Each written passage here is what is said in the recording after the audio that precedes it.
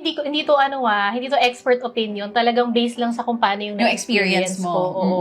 So APAS is anti-phospholipid syndrome. So isa siyang klase ng autoimmune disease na ang sintomas niya is paulit-ulit kang nakukunan ng walang dahilan. So hindi yung let's say parang yung sinasabi nila na nalaglag ka sa hagdan. Yung nakikita natin sa pelikula. Napagod ng husto.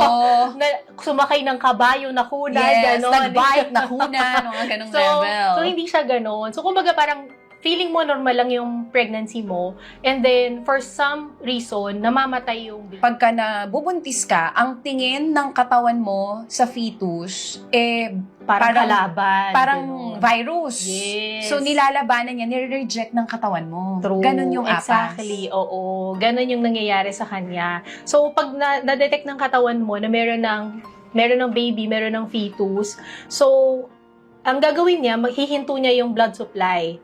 So, syempre, paano mabubuhay yung baby kung walang blood supply? So, parang anong nangyayari, nabuntis ka, pero nire-reject siya ng katawan mo kasi nga ang akala nila virus. Hindi Oo. dahil hindi makapit yung baby. Totoo.